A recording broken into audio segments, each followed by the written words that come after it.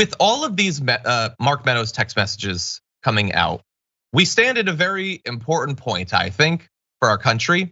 We know that within 2 weeks or so, the January 6th commission, which won't last much longer than that, it's gonna be dissolved by the Republicans in less than a month, is going to make their final report.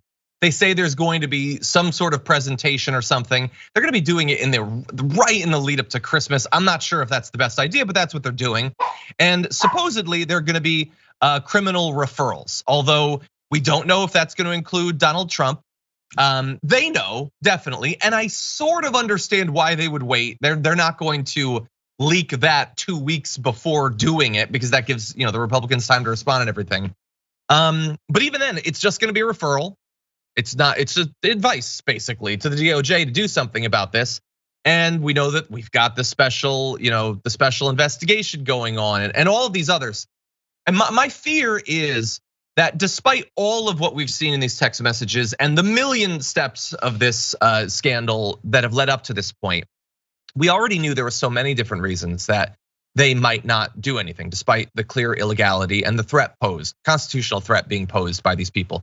Because just briefly, remember, these text messages are coming from people who were representatives after the 2020 election, immediately after the election, not the sort of crazies that have been elected at the national level and in state legislatures throughout the country after the big lie, when the Republican Party has been going out and looking for people whose only qualification is a belief that elections are whatever you want them to be and Donald Trump is a God king.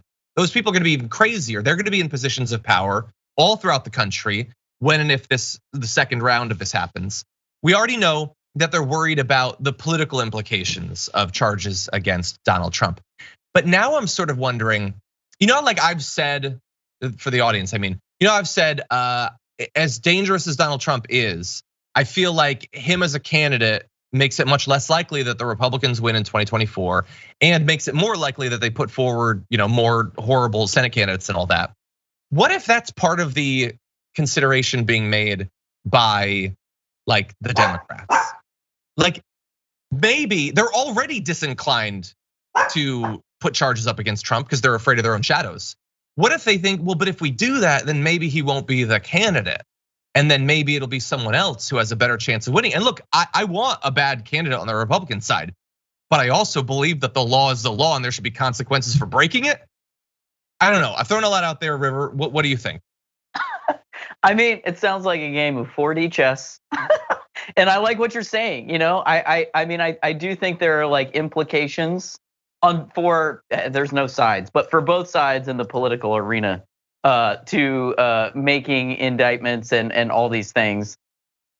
I don't think anything happens to Donald Trump because nothing ever happens to Donald Trump. Yeah. No matter what you do to that guy, no matter what you do to that guy, he gets out of it and he makes it work for him. So I think, in a long term, and 2024 to me is long term. I'm not saying don't put this stuff out there, put the truth out there. I think that's what's the most important, but criminal charges, no criminal charges, like it kind of is irrelevant.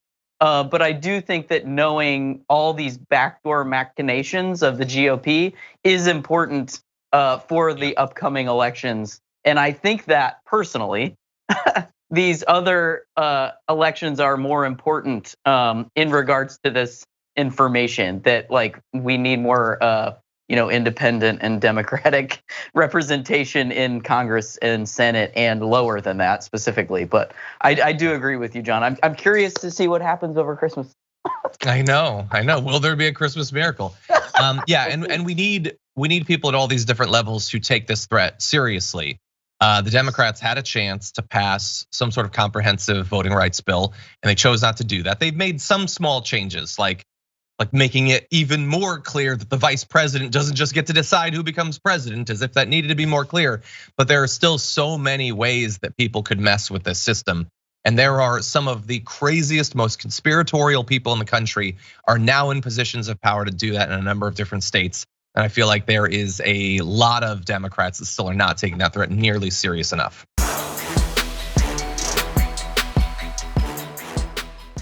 For more political news breakdowns, interviews, stories of activism, and me trying my hardest to care about the occasional big celebrity news story, subscribe to our YouTube channel at youtube.com/thedamagereport. And you can ring the bell wherever it is so you don't miss anything.